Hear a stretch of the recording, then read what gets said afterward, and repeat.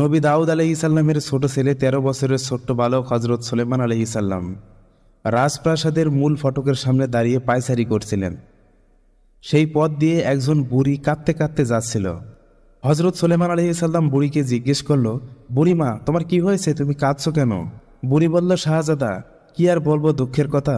আমার কাছে মাত্র 2 কেজি গম ছিল। এই গমগুলো আমি ভেঙে আটা করে বাড়িতে নিয়ে যাচ্ছিলাম। এমন সময় রাস্তায় এমন এক বাতাস আসলো, এই বাতাস এসে আমার সমস্ত আটা উড়ে নিয়ে চলে গেল। এখন আমার বাড়িতে মেহমান বসে রয়েছে। আমার মেহমানকে আমি কিভাবে আপ্যায়ন করব? আমার মেহমানকে আমি কিভাবে খাবার দিব? হজরত সুলেমান আলাইহিসাল্লাম বুড়ির কথা শোনার পর বুড়িকে বললেন, ও বুড়িমা, তুমি আমার পিতা বাদশাহ দাউদ আলাইহিসাল্লামের দরবারে বিচার নিয়ে যাও। বুড়ি বলল, বিচার? কার বিরুদ্ধে বিচার দায়ের করব? সুলেমান আলাইহিসাল্লাম বললেন, কেন? বাতাসের বিরুদ্ধে বিচার দায়ের করবে? বাতাস তোমার আটা উড়ে নিয়ে চলে গেছে। বাতাস তো অন্যায় করেছে, আর যে অন্যায় করে তাকে তো অবশ্যই শাস্তি পেতে হবে। তুমি আমার পিতার কাছে গিয়ে বাতাসের বিরুদ্ধে বিচার দায়ের করো। সুলেমান আলাইহিসাল্লামের কথা শুনে বুড়ি আশ্চর্য হয়ে বলল, কি বলছেন শাহজাদা? বাতাসের বিরুদ্ধে বিচার দায়ের করব? এরকম অহেতুক বিচার বাদশার কাছে নিয়ে যাওয়া তো উচিত হবে না। সুলেমান আলাইহিসাল্লাম বলল, আমি তো তোমাকে বললাম বিচার নিয়ে যেতে। বাতাস তো অন্যায় করেছে, তাকে অবশ্যই শাস্তি পেতে হবে। বুড়ি যদিও বাতাসের বিরুদ্ধে বিচার দায়ের করতে রাজি হচ্ছিল না, কিন্তু সুলেমান আলাইহিসাল্লামের জোরাজুরিতে রাজি হয়ে গেল। বুড়ি বাধ্য হয়ে হজরত দাউদ আলাইহিসাল্লামের দরবারে গেলেন বাতাসের বিচার নিয়ে। বাদশাহ দাউদ আলাইহিসাল্লামকে গিয়ে বললেন, হে আল্লাহ তাআলার পয়গম্বর, আমি আপনার কাছে একটি বিচার দায়ের করতে এসেছি। আমার কাছে 2 কেজি গম ছিল। এই গম ভেঙে আমি আটা বানিয়ে নিয়ে বাড়িতে যাচ্ছিলাম। প্রতিমধ্যে রাস্তায় বাতাস এসে আমার সকল আটা উড়ে নিয়ে চলে যায়। এখন আমার বাড়িতে মেহমান বসে রয়েছে, আমি তাকে কিভাবে খাবার দিব? হজরত দাউদ আলাইহিসাল্লাম একজন সৈন্যকে বললেন, এই বুড়িকে বাইতুল মাল থেকে 2 কেজি আটা দিয়ে সাহায্য করো। সেই সৈন্য বাইতুল মাল থেকে বুড়িকে 2 কেজি আটা দিলেন। 2 কেজি আটা পাওয়ার পর বুড়ি সন্তুষ্ট হয়ে রাজপ্রাসাদ থেকে বের হয়ে বাড়ির দিকে রওনা দিলেন। মূল ফটকের সামনে আবার হজরত সুলেমান আলাইহিসাল্লামের সঙ্গে দেখা। সুলেমান আলাইহিসাল্লাম জিজ্ঞেস করলেন, ও বুড়িমা, আমার পিতা কি বাতাসের বিচার করেছে? বুড়ি বলল, বাতাসের বিচার তো করেনি, তবে বাদশাহ সকল ঘটনা শোনার পর আমাকে 2 কেজি আটা দিয়েছেন। এই 2 কেজি আটা নিয়ে আমি খুশি আছি। হজরত সুলেমান আলাইহিসাল্লাম বলল, আমি তোমাকে পাঠালাম বাতাসের বিচার চাওয়ার জন্য, আর তুমি 2 কেজি আটা নিয়ে ফেরত আসলে? তুমি আবার যাও, গিয়ে বলো আমার আটা লাগবে না, আমাকে আপনি বাতাসের বিচার করিয়ে দেন। বুড়ি আবার রাজপ্রাসাদে প্রবেশ করল এবং দাউদ আলাইহিসাল্লামকে বলল, হে আল্লাহ তাআলার পয়গম্বর, আমার আটার প্রয়োজন নেই, আপনি আমাকে বাতাসের বিচার করে দেন। হজরত দাউদ আলাইহিসাল্লাম বলল, কি হে বুড়িমা, তোমার কি আটা কম হয়েছে নাকি? এই বলে হজরত দাউদ আলাইহিসাল্লাম একজন সৈন্যকে বললেন, বুড়িকে আরও 2 কেজি আটা দিয়ে দাও। বুড়ি মোট 4 কেজি আটা নিয়ে খুশি মনে রাজপ্রাসাদ থেকে বের হয়ে বাড়ির দিকে রওনা দিলেন। মূল ফটকের সামনে আবার সুলেমান আলাইহিসাল্লামের সঙ্গে দেখা। হজরত সুলেমান আলাইহিসাল্লাম জিজ্ঞেস করল, কি হে বুড়িমা, আমার পিতা কি বাতাসের বিচার করেছে? বুড়ি বলল, বাতাসের বিচার তো করেনি, তবে আটা 2 কেজি থেকে 4 কেজি হয়েছে। হজরত সুলেমান আলাইহিসাল্লাম এবার একটু রাগান্বিত কণ্ঠে বললেন, কি হে বুড়িমা, তোমাকে আমি পাঠাচ্ছি বাতাসের বিচার চাওয়ার জন্য, আর তুমি বারবার আটা নিয়ে ফেরত আসছো। তুমি আবার যাও এবং বাদশাকে গিয়ে বলো আমার আটার কোনো প্রয়োজন নেই, আপনি বাতাসের বিচার করিয়ে দেন। হজরত সুলেমান আলাইহিসাল্লামের কথা শুনে বুড়ি কাঁপতে কাঁপতে আবার রাজপ্রাসাদের ভিতর প্রবেশ করলেন এবং দাউদ আলাইহিসাল্লামকে গিয়ে বললেন, হে আল্লাহ তাআলার পয়গম্বর মহামান্য বাদশাহ, আমার আটার কোনো প্রয়োজন নেই, আপনি বাতাসের বিচার করে দেন, আমি ন্যায্য বিচার পেতে চাই। বুড়ির কথা শুনে এবার দাউদ আলাইহিসাল্লাম একটু রেগে গিয়ে বললেন, হে বুড়িমা, তুমি কি জানো না বাতাসের বিচার করা সম্ভব না? বাতাস যদি কোনো মানুষ হতো তাহলে আমি অবশ্যই তার বিচার করতাম, কিন্তু সে তো অদৃশ্য শক্তি, আমি তার বিচার করব কিভাবে? তোমাকে 2 কেজি আটার পরিবর্তে তো 4 কেজি আটা দিলাম, তারপরও তুমি বারবার কেন বাতাসের বিচার চাইতে আসছো? এই বলে হজরত দাউদ আলাইহিসাল্লাম একজন সৈন্যকে বললেন, বুড়ির মাথা থেকে এমন বুদ্ধি আসার কথা না। নিঃসন্দেহে বুড়িকে পিছন থেকে কেউ সব শিখিয়ে দিচ্ছে। এই বুড়ি বারবার ওই মূল ফটক থেকে কেন ফিরে আসছে?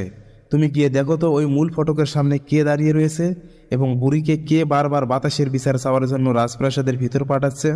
সেই সৈন্য সেখানে গিয়ে হজরত সুলেমান আলাইহিসাল্লামকে দেখতে পেলেন। সৈন্য ফিরে এসে হজরত দাউদ আলাইহিসাল্লামকে বলল, হে মহামান্য বাদশাহ, সে তো আর কেউ নয়, আপনার ছোট পুত্র শাহজাদা সুলেমান সেখানে দাঁড়িয়ে রয়েছে। হজরত দাউদ আলাইহিসাল্লাম বলল, আমার সন্দেহ ঠিক, আমি জানি সুলেমান ছাড়া এই বুদ্ধি কারো মাথা থেকে আসতে পারে না। সুলেমানকে বলো, আমি তাকে ডাকছি। সেই সৈন্য গিয়ে সুলেমান আলাইহিসাল্লামকে বলল, আপনার পিতা আপনাকে ডাকছে। সুলেমান আলাইহিস সাল্লাম যখন দাউদ আলাইহিস সাল্লামের সামনে আসলো, দাউদ আলাইহিস সাল্লাম তাকে বলল, সুলেমান, তুমি কি জানো না বাতাসের বিচার করা সম্ভব না?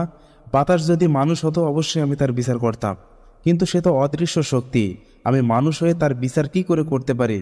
তুমি কেন বারবার এই বুড়িকে মূল ফটক থেকে রাজপ্রাসাদের ভিতর পাঠাচ্ছ বাতাসের বিচার চাওয়ার জন্য? 13 বছরের ছোট্ট বালক হজরত সুলেমান আলাইহিস সাল্লাম বললেন, আব্বাজান, বাতাসের বিচার করা কেন সম্ভব না? বাতাস তো অন্যায় করেছে, অপরাধ করেছে, আর যে অপরাধ করে তাকে অপরাধের শাস্তি পেতেই হবে। আব্বাজান, আপনি ভুলে যাবেন না আপনি একজন আল্লাহ তাআলার প্রিয় পয়গম্বর। আপনি শুধু একজন বাদশাহ নন, আপনি আল্লাহ তাআলার একজন প্রিয় পয়গম্বরও বটে। আপনি দুহাত তুলে আল্লাহ রব্বুল আলমিনের কাছে দোয়া করেন, অবশ্যই আল্লাহ রব্বুল আলমিন বাতাসকে আপনার দরবারে হাজির করিয়ে দেবেন। পুত্রের কথা শুনে হজরত দাউদ আলাইহিস সাল্লাম দুহাত তুলে আল্লাহর কাছে দোয়া করতে লাগলেন, হে মাবুদ, আমি এক কঠিন বিচারের সম্মুখীন হয়েছি, তুমি দয়া করে বাতাসকে আমার দরবারে হাজির করে দাও। বাতাস ছাড়া এই বিচারের রায় সঠিকভাবে সম্পূর্ণ করা কোনোভাবেই সম্ভব না। আল্লাহ রব্বুল আলমিন বাতাসকে অনুমতি দিলেন দাউদ আলাইহিস সাল্লামের দরবারে উপস্থিত হওয়ার জন্য। বাতাস যখন দাউদ আলাইহিস সাল্লামের দরবারে উপস্থিত হলেন, আল্লাহ রব্বুল আলমিন বাতাসের জবান খুলে দিলেন। দাউদ আলাইহিস সাল্লাম বাতাসকে জিজ্ঞেস করলেন, বাতাস, তুমি কেন এই বুড়ির আটা উড়িয়ে নিয়ে গেছো বলো? বাতাস বলতে লাগলেন, হে আল্লাহ তাআলার পয়গম্বর, আমি তো নিজে থেকেই কিছু করিনি, আমি আল্লাহ তাআলার নির্দেশ পালন করেছি মাত্র। গভীর সমুদ্রের মধ্যে একটি জাহাজ প্রবল ঝড়ের সম্মুখীন হয়েছিল এবং জাহাজের তলায় ছিদ্র হয়ে জাহাজের ভিতর পানি প্রবেশ করতেছিল।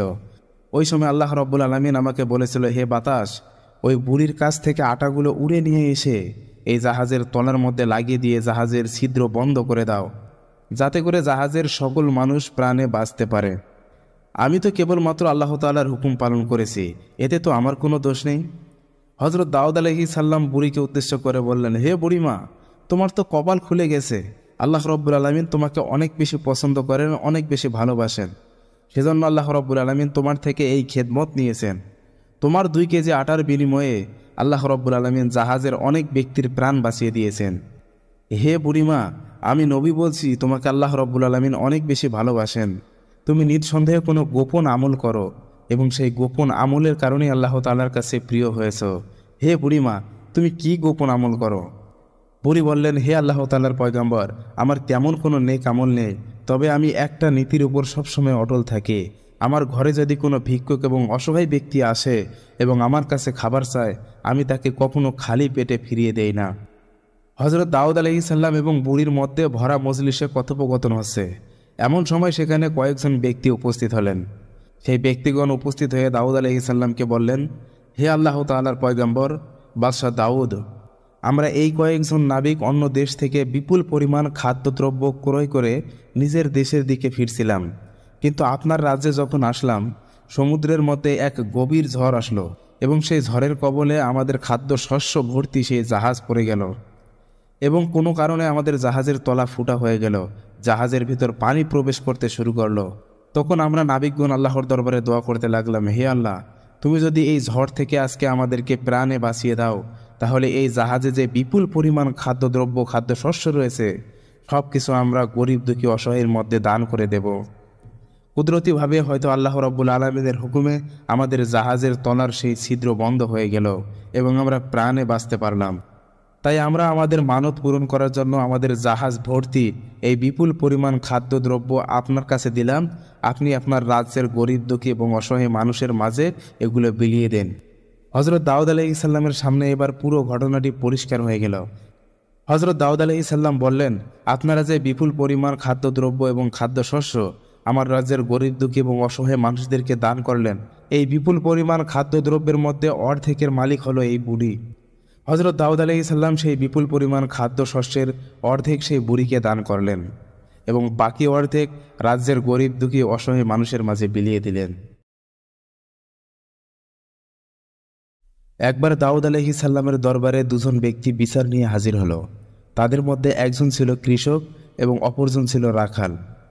কৃষক এসে বলল, হে আল্লাহ তাআলার পয়গম্বর, এই রাখালের 10টি ছাগল আমার ক্ষেতের সকল ফসল খেয়ে ফেলেছে। বাদশাহ দাউদ আলাইহিস সাল্লাম রাখালকে জিজ্ঞেস করল, তোমার ছাগল কি তার ক্ষেতের ফসল খেয়ে ফেলেছে? রাখাল বলল, মহামান্য বাদশাহ, আমার অজান্তেই আমার ছাগলগুলো তার ফসলের ক্ষেতে ঢুকে পড়েছে এবং তার ফসল খেয়ে ফেলেছে।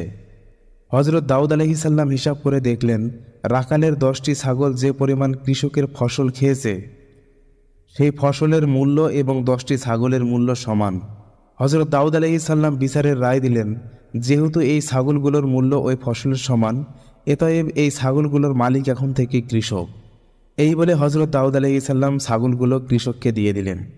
এতে করে রাখাল তার 10টি ছাগল হারিয়ে নিঃস্ব হয়ে গেল এবং কৃষক তার ফসলের বিনিময়ে ছাগলগুলো পেয়ে সন্তুষ্ট থাকলেন।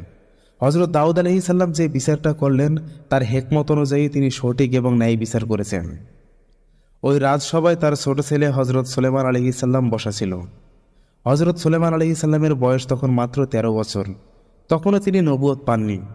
13 বছরের বালক হজরত সুলেমান আলাইহিসসালাম তার পিতাকে বললেন, আব্বাজান, আপনি যদি আমাকে অনুমতি দেন তাহলে এই বিচারটা আমি অন্যভাবে সম্পূর্ণ করতে পারি।